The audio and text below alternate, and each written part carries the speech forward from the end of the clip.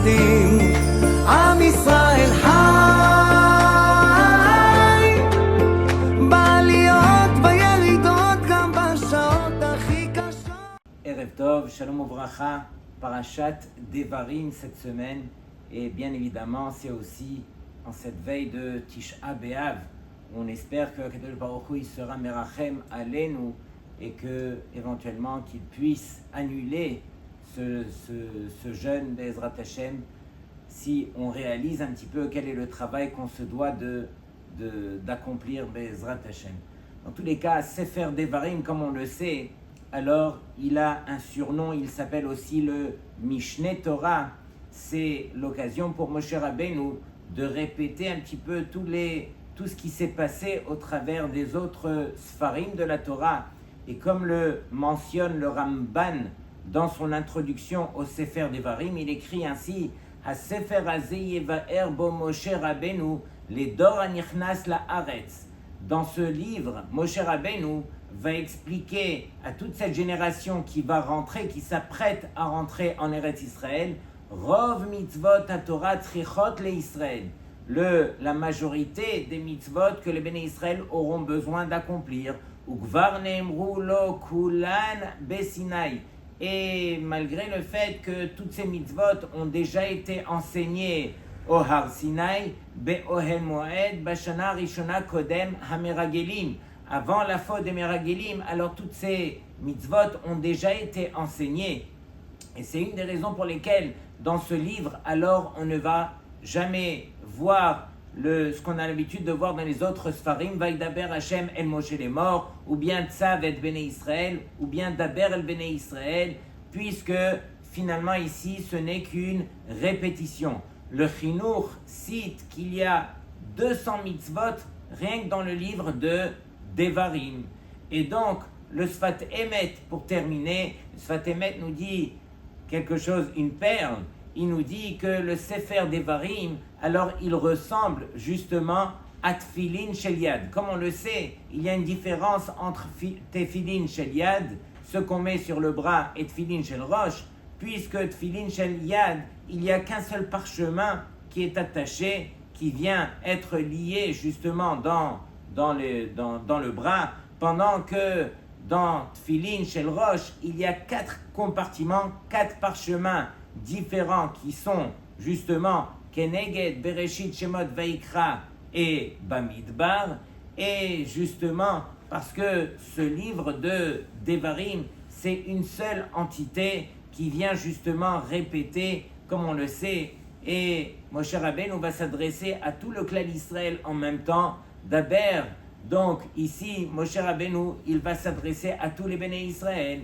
Et on dit que tout ce livre, justement, il est venu sous forme de reproche par allusion, parce que comme on le sait, Moshe Rabbeinu, alors il a voulu, juste avant que les béné Israël ne rentrent en Eretz Israël, il a voulu leur faire les reproches. Et c'était justement Rosh Chodesh du mois de Shvat, 40 jours avant que Moshe Rabbeinu soit Niftar. Il est Niftar, comme on le sait, donc Zayin Adar. Et donc, 40 jours avant cela, Moshe Rabbeinu, il s'adresse à tous les béné Israël sans exception et il vient justement pour leur faire les reproches, mais uniquement comme lui sait le faire par allusion, et il a appris cela par nul autre que Yaakov Avinu. Comme on le sait, Yaakov Avinu, lorsque il a réuni ses enfants avant sa ptira, alors il est venu et il leur a fait des reproches. Et donc on pose la question, mais comment se fait-il que Yaakov Avinu n'ait pas pris chacun de ses enfants et ne lui ait pas dit la vérité, justement pour que ses enfants se prennent en main? Comme par exemple, il est écrit ici que Yaakov Avinu, il a pris son fils Reuven, le premier, Reuven béni, Ani omer lecha, mi pene malo charticha kol hashana halalu. Et donc, Rashi ramène la question, il dit, mais comment se fait-il que Yaakov Avinu, il n'ait pas pris ne serait-ce que Reuven qui a fait une faute terrible, il a changé la couche de son père, et donc par cela, il a tout perdu. Il a perdu la Bechora, il a perdu la Kehuna, il a perdu la Malchut, et donc, pourquoi est-ce que Yaakov Avinu ne lui a pas fait le reproche de son vivant? Et sur cela, Rashi de dire pour ne pas qu'il aille se coller justement à qui? À la Torah de Esav, son frère. Et donc, pourquoi? Parce que par la honte que Réhouven aurait vécu de son vivant, à chaque fois qu'il aurait vu son père Yaakov, il se serait rappelé de la faute. Alors, ça aurait été terrible pour lui. Il aurait même quitté, à cause de cette honte, il aurait quitté le foyer de son père et serait parti se réfugier chez Esav, son oncle. Imaginez. Et donc, c'est la raison pour laquelle on attendra qu'à la fin de la vie, justement, à un moment qui est des plus intimes, à un moment où vraiment on peut dire la vérité, c'est à ce moment-là qu'on pourra faire des tochachot, qu'on pourra faire des reproches, et c'est ce que Moshe Rabbeinu a fait, comme on le voit au début de la paracha. Moshe Rabbeinu va citer 8 endroits différents qui font référence aux 8 grandes fautes que les Béné Israël ont commises juste à ce moment-là. Et une des raisons pour laquelle alors on appelle ce livre Devarim, parce que malheureusement les fautes ont été faites par le dibour, par la parole. Comme on le sait, les fautes ont commencé par Chet HaEgel, et donc à ce moment-là où les Béné Israël ont commis cette faute terrible, la faute du veau d'or, alors qu'est-ce qu'ils se sont permis de dire? Ele Elokecha Israël asher elucha meretz Mitzraim. Voici ce qu'ils ont fait sortir de leur bouche, encore une fois par la parole. Voici les dieux qui t'ont fait sortir de Mitzraïm. Imaginez combien est-ce qu'ils se sont rabaissés à ce moment-là. Donc ça c'est le Chet HaEgel. Et ensuite il y a eu le Chet des Meragelim. Ils se sont permis de parler contre la terre d'Eretz Israël. Ensuite il y a eu le Chet des Mitonenim. Ils se sont plaints des choses qu'ils avaient en Mitzraïm et qu'ils n'avaient plus dans le désert. Et ils se sont plaints justement sur Moshe Rabbeinu. Tout a été fait par la parole jusqu'à la fin, à ce que Moshe Rabbeinu, comme on le sait, lorsqu'il est venu pour faire sortir les eaux du rocher, au lieu de parler au rocher, il a dû même frapper le rocher, justement parce que les Béné Israël l'ont tellement énervé par les paroles qui sont venues se plaindre et dire à Moshe, mais non, fais sortir de ce rocher. Et encore une fois, c'est uniquement cette parole qu'on se doit de réparer, et c'est une des raisons pour laquelle on a cité justement ce livre au nom des paroles. Et donc, Rabotai, est-ce qu'on est à même de pouvoir justement réparer ces paroles? Comme on le sait, la Gemara dans Erechin, elle nous ramène les paroles du Tana Rabbi Tarfon. Rabbi Tarfon, il dit comme ça, Tamaani, je m'étonne, Im yesh bedor hazeh, s'il y en a un dans cette génération, et il parle dans sa génération, il y a plus de 2000 ans, chez Mekabel Tochacha, qui est capable de recevoir un reproche. Ima marlo tol kisam mi ben shinecha, s'il y en a un qui dit à son ami, mais enlève ce bois que tu as entre les dents, sous-entendu, fais attention à ce qui sort de ta bouche. Amarlo, l'autre va lui répondre, Tol korami ben enecha, mais toi retire la poutre qu'il y a entre tes yeux, tu ne vois rien, tu ne comprends rien. Et donc imaginez, voilà, c'est ça un petit peu, il faut trouver le moyen de faire le reproche de la bonne façon, et il faut que l'autre aussi, il puisse avoir l'écoute, il puisse avoir l'oreille pour recevoir ses reproches. Et donc, on continue, la Gemara, elle cite, encore une fois, Tanya, Rabbi Omer, on ramène une braïta au nom de Rabbi, Ezoi derech yeshara shiavor lo ha'adam, quel est le chemin droit que l'homme devra emprunter? Ohev et atochachot, quelle est la chose qu'il devra apprendre à aimer, à apprécier? Justement, ce sont les tochachot, les reproches. Et ici, c'est marqué, Medubar po bederech, c'est marqué dans la Mishnah, Ezoi derech yeshara, c'est marqué quel est le chemin droit qu'il devra emprunter. C'est pas marqué bemida tova, c'est pas marqué la bonne vertu, la bonne qualité. Pourquoi? Shekevan shen adam yachol leshaper et kol derachav bechol et, parce qu'un homme ne pourra pas toujours améliorer un petit peu ses chemins. Yechoz bemida achat, alors qu'ils prennent au moins ne serait-ce un seul chemin, une seule mida. C'est justement cette mida que lorsqu'on va venir à lui faire des reproches, alors qu'il apprenne à recevoir ces reproches. Amar Rabbi Elazar ben Azaria, Tamehani im yesh bedor hazeh sheyodea leochiach. Et Rabbi Elazar ben Azaria nous enseigne, ça m'étonnerait s'il y en ait un dans cette génération qui justement sait comment faire des reproches.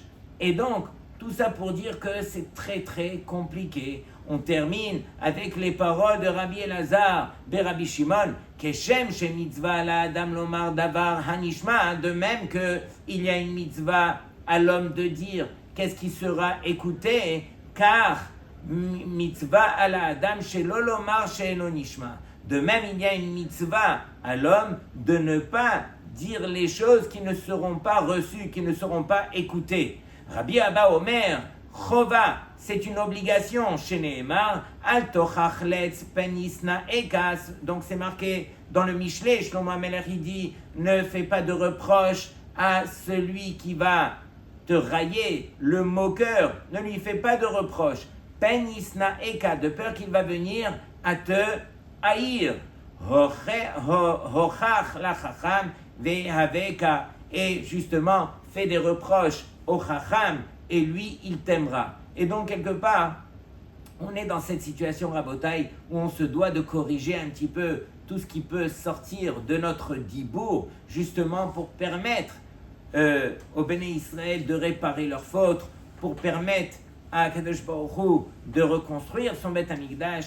Et combien est-ce qu'on se doit justement, puisque le Beth Amikdash jusqu'à aujourd'hui, ça fait 1956 ans que le Beth Amikdash, le deuxième Beth Amikdash n'a pas été reconstruit. Comme on le sait, c'est à cause de cette faute qui s'appelle Sinat Chinam, la haine gratuite. Et comme on le sait, Rabotai, il n'y a personne qui haït son frère de façon gratuite.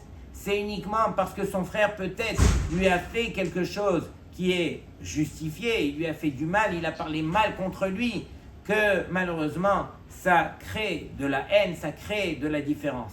Et comment faire à Botaï lorsque quelqu'un nous a fait du mal? Comment est-ce qu'on doit faire justement pour ne pas lui en vouloir? Comment faire pour ne pas le haïr? Comment faire pour dépasser cela? C'est un isayon, c'est une épreuve qui est des plus compliquées. Et donc, regardez les paroles du Rambam. Le Rambam dans Ilchot Deot, il écrit ainsi, que sheyechata ish le ish, lorsque un homme va se permettre de faire une faute contre son prochain, loisna enu veishtok, qu'il ne vienne pas le haïr et qu'il apprenne à se taire, et la metsuve alav leodio velomarlo, mais il a l'obligation de dire à son prochain, lama asitali karvekar, pourquoi est-ce que tu m'as fait ainsi et ainsi? Sheneemar, hocheach tochiach et amitecha, fais des reproches à ton prochain. Veim hazar ou bikesh mimenu limcholo, et si maintenant il est revenu vers lui et il lui a demandé, s'il te plaît pardonne-moi, Tsarich limchol, on est obligé de le pardonner. Velo yeh amochel achzari, et que celui qui devra pardonner, qui ne soit pas cruel, qui fasse l'effort de pardonner. Et sur cela, le Rambam continue et lui dit, Ata ben Adam, toi en tant qu'homme, mutar lecha leipaga, tu as le droit justement de te vexer. Mais ze gioni ou bari shetitztaer biglal misheo vetargish regashot sina vekaras. Et c'est tout à fait normal, par ta nature, tu es un homme, tu as tes faiblesses, il se peut que des fois tu viennes à haïr, tu viennes à t'énerver contre celui qui t'a fait du mal. Hashela mata'aseimze. Mais la vraie question, c'est qu'est-ce que tu vas faire de cela? Tu vas le garder dans ton cœur, tu ne vas pas grandir, tu ne vas pas changer. Im tishmor et asina belev ve tiftach bishtika, si tu vas garder cette haine, cette rancune à l'intérieur de ton cœur et que tu ne vas rien dire, zeneged retzon Hashem, c'est contre la volonté d'Hashem, vezo sinatrinam, et c'est ça la haine gratuite. Shemetza eret et aboré, qui va attrister ton créateur, Kolkar vegarma lo la'azov otanu. Et c'est ça ce qui a causé à Hachem de nous abandonner. Et donc, qu'est-ce qu'il faut faire à Botaï? Il faut apprendre justement à se confronter à son prochain, mais de la bonne façon. Aller le voir, lui parler dans son cœur, lui dire les choses qui t'ont vexé, les choses qui t'ont blessé. Et justement, par la parole, à deux, alors, Be'ezrat Hashem, c'est sûr que le cœur s'ouvrira et qu'on trouvera la solution. Mais on ne peut pas rester indifférent et chacun va rester sur sa position. C'est moi qui ai raison et du fait que j'ai raison, je n'ai pas besoin de me rabaisser, d'aller lui dire qu'est-ce que je pense, lui prouver, etc. Et donc chacun va rester sur sa position encore une fois et c'est ça ce qui va justement être considéré comme la haine gratuite. Donc encore une fois, à Botaï, il n'y a pas de haine gratuite, si ce n'est qu'elle a été causée par quelque chose, mais c'est à nous à apprendre à dépasser cette chose-là, justement pour réparer le tout. Rabotaï, comme on le sait, dans le Navi Zecharia, alors est ramené là-bas les Arba'at Somot, les 4 jeûnes qu'on se doit de respecter, dont le jeûne de Tisha B'Av. Le Navi nous enseigne ainsi: Kohamar Hashem Tsevakot, Tzom HaRevi'i, Tzom HaHamishi, Vetzom HaShevi'i, Vetzom HaAsiri, Yehye le Bet Yehuda le Sasson ou le Simcha. Et il nous enseigne que à la fin des temps, Bezrat Hashem, on pense qu'on y est déjà. Alors tous ces jeunes vont se transformer, les Sasson ou les Simcha ou le Moadim Tovim, Veha Emet Veha Shalom Ehavu.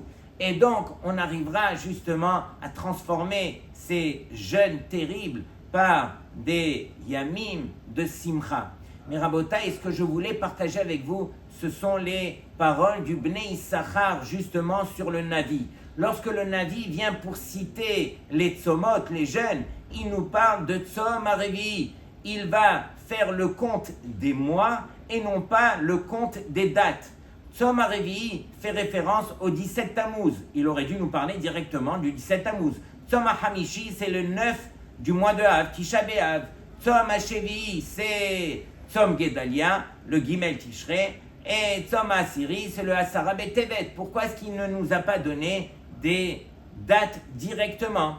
Et donc, Rabotaï, ce qu'il faut réaliser, il fait le compte, le Bnei Issachar, il dit comme ça, il dit qu'il y avait 4 Shevatim, 4 parmi les 12 tribus qui ont commis des fautes des plus graves. Et malheureusement, écoutez bien Rabotaï, c'est que l'influence de ces fautes, alors l'onigmera ne s'est pas terminée et donc elle a causé justement le fait qu'il y a eu justement ces jeûnes. Ces jeûnes ont été causés justement par la faute de ces Arba'a Shevatim. On commence. Comme on le sait, Rosh Chodesh Nissan, alors pendant les 12 premiers jours, les Shevatim devaient amener des korbanot, des offrandes. Et donc ici, le premier, c'était bien sûr Nachshon ben Aminadav, c'est par rapport au mois de Nissan qu'il a amené ses korbanot. Ensuite, c'est Netanel ben Tsuar qui lui a amené Keneged Chodesh Iyar. Ensuite, c'est Eliav ben Helon par rapport au mois de Sivan. Et arrivé au 4e mois, c'était Elitsur ben Shedeur.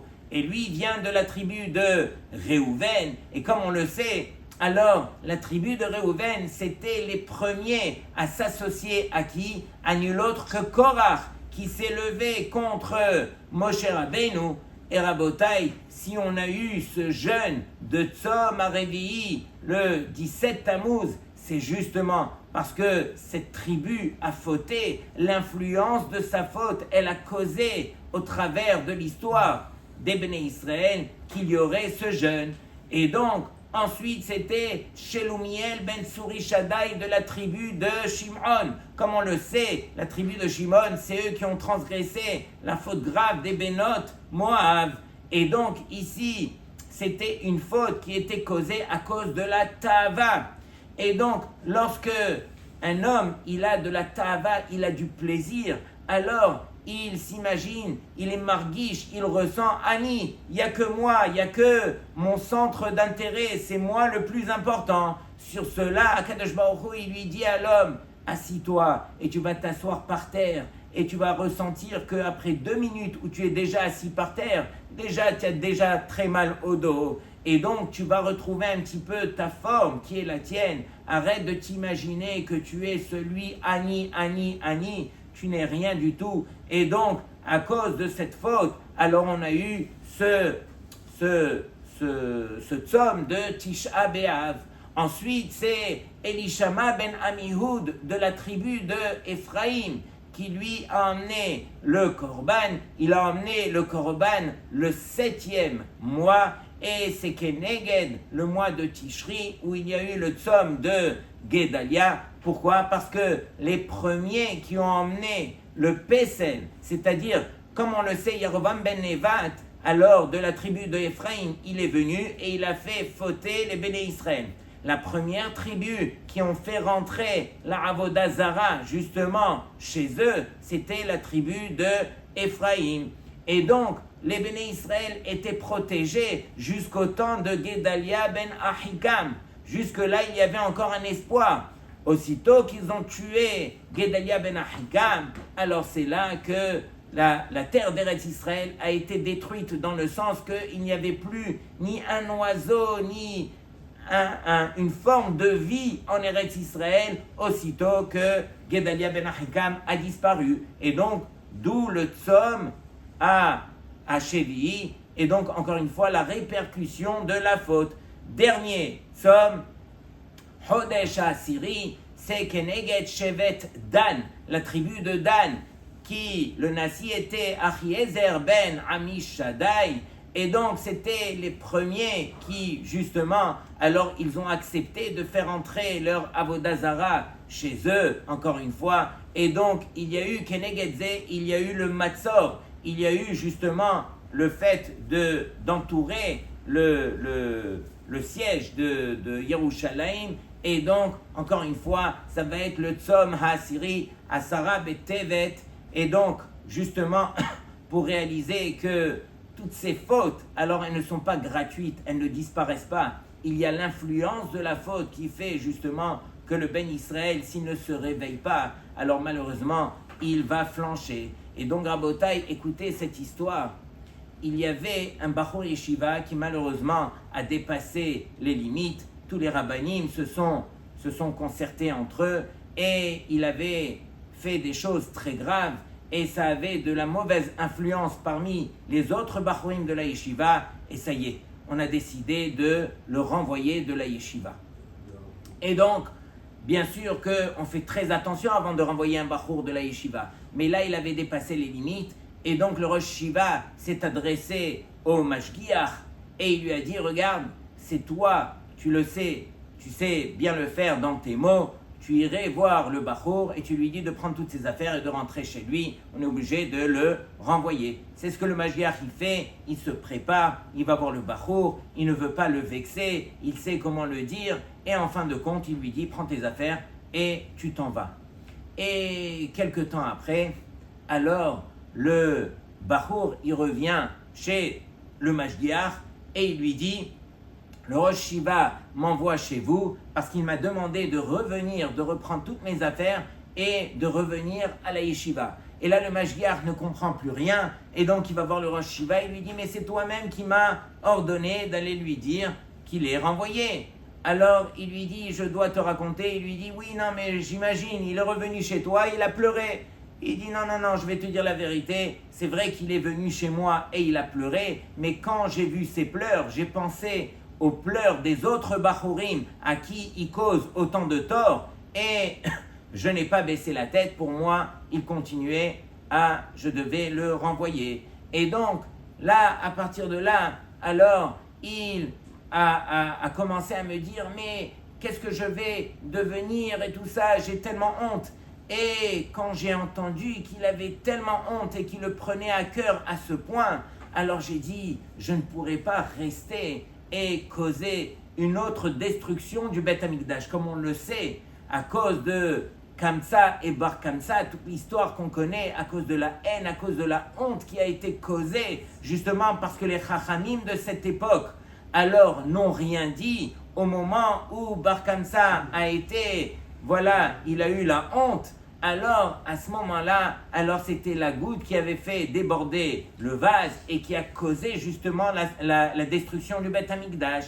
Et donc moi, quand j'ai vu la honte que ce Bachour avait, alors je me suis dit, je vais lui laisser encore une chance parce que, encore une fois, je veux éviter la destruction du Beth Amikdash. J'ai vu un beau chidouche cette année qu'est-ce que ça veut dire qu'il y a eu la honte qui a été causée par un bar comme ça et que les chachamim de cette époque n'ont rien dit. Qu'est-ce que ça veut dire ils n'ont rien dit? Les chachamim, justement, ils s'étaient réunis à cet endroit, à l'endroit du mariage, pour se concerter entre eux, parce qu'ils savaient que les goïms leur en voulaient tellement de mal. Et ils sont venus justement pour se réunir et discuter qu'est-ce qu'on va faire des Romains. Mais à ce moment-là, quand ils ont vu Bar Kamsa arriver, ils ont compris que Bar Kamsa c'était qui? C'était un qui justement était lié aux Romains. Et donc, ils ont dit, mais lui, il est là et on ne peut pas avoir la discussion puisque, justement, il va nous dénoncer. Et en fin de compte, ils n'ont rien dit lorsqu'ils ont vu Bar Kamsa sortir parce qu'ils étaient tellement investis dans cette mitzvah de pouvoir se concerter entre eux pour sauver le clan d'Israël. Et donc, c'était une des raisons pour lesquelles ils n'avaient rien dit. Et donc, Rabotai, une autre histoire aussi, j'ai vu un Rosh Yeshiva qui lui aussi devait renvoyer un Bachour de sa yeshiva qui avait plus que dépassé les limites, mais une fois qu'il a renvoyé lui-même le Bachour de sa yeshiva, alors il a été directement au Kotel. Il a été prié à Hachem, s'il te plaît Hachem, alors sois merachem sur ce Bachour que j'ai renvoyé. Je n'aimerais pas qu'il finisse à droite et à gauche, et sois merachem. Et donc le Rosh Yeshiva, il l'a renvoyé parce qu'il avait cette responsabilité, mais d'un autre côté, il est parti prier pour lui. Pendant qu'il priait pour lui, à sa gauche, alors il a tourné et il a vu que ce Bachour était lui aussi au Kotel, en train de pleurer, en train de regretter. Quand il l'a vu combien il regrettait, alors il lui a dit, mon fils, reprends tes affaires et retourne à la yeshiva. Le but, c'est de regretter. Akadosh Baruch Hu, qu'est-ce qu'il attend? Il attend qu'on reconstruise son Beth Amikdash. Il attend qu'on puisse se tourner vers lui de la bonne façon, qu'on puisse regretter cette haine qui est à l'intérieur de nous, cette haine qu'on appelle Sinat Rinam, et qu'on puisse vraiment se tourner vers son prochain de la bonne façon. Et lorsque un père, il voit qu'il y a de la hardout entre ses enfants, il n'y a pas de plus grande simcha pour un père. Et Vadaï, vous voulez ce que vous voulez, je vous le donne. Vous voulez le Beth Amikdash, je vous le donne. Accordez-vous entre vous.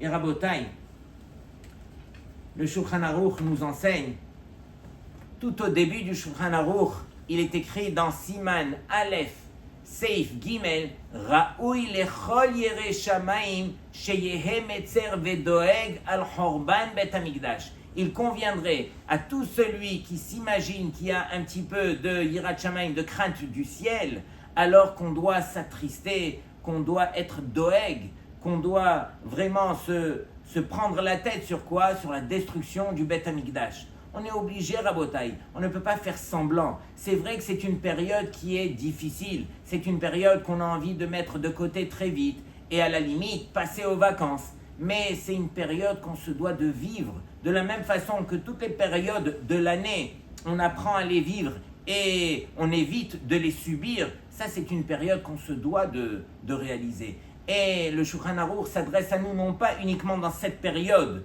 de Ben Hametzarim, mais au travers de toute l'année, on doit penser à Galut Ashrina, on doit penser à la destruction du Beth Amikdash, on doit penser à toutes ces choses qu'on n'a toujours pas réussi à réparer.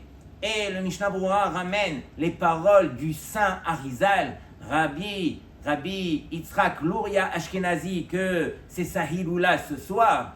Le Arizal nous enseigne qu'il conviendrait tous les jours, depuis Shiva Asar Betamuz jusqu'à Tisha B'Av, pendant ce Ben Hametzarim, on se doit tous les jours de venir au Bet HaKnesset, de s'asseoir par terre et de pleurer et de prier pour la reconstruction du Bet Hamikdash. C'est uniquement si on prend cette demi-heure tous les jours pendant cette période-là qu'on aura le mérite de s'associer à cette peine qui est la nôtre, de ne pas pouvoir justement proclamer Hachem dans le monde, justement à cause de la galoute qu'on a causée à cause de nos fautes.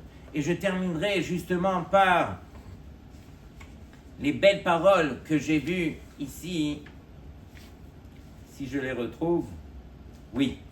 Alors c'est marqué dans le Yalkut Shimoni. En Akadosh Baruch Hu goel et banav ela bebechi. Akadosh Baruch Hu, lui, il envoie en galoute ses enfants, ela bebechi, uniquement par les pleurs. C'est pas gratuit que Hachem il nous envoie. Shneemar bebechi yavo betahanonim ovilem. Et donc, c'est uniquement par ces pleurs, justement, habechi yeshamesh kezarez lavo ageula. Et donc, ces pleurs, ils vont empresser, justement, pour que la Géoula, elle, revienne, les atid lavo. Et on espère, dans nos jours, bimera beyamenu, shekulanu metzapim la, que chacun d'entre nous, on attend cette Géoula. Mais on ne peut attendre la Géoula que si on arrive à s'associer à cette peine vraiment qu'on devrait ressentir et qu'on devrait réaliser. Et c'est justement de la sorte, lorsque chacun apprendra à recevoir les devarim, les diburim de son prochain, lorsque on se doit de faire une tochacha à son prochain, alors qu'on essaye d'abord de s'armer de patience et de bonne midot, et qu'on arrive à se rapprocher de son prochain de toutes les façons, pour que justement qu'on arrive à réparer ces diburim et cette sinatrinam, etc. Bezrat Hashem, qu'on ait le mérite que le Beth Amikdash sera reconstruit cette année. Shabbat Shalom Lekulchem. הקדוש ברוך הוא שומר עלינו, אז מי יכול עלינו?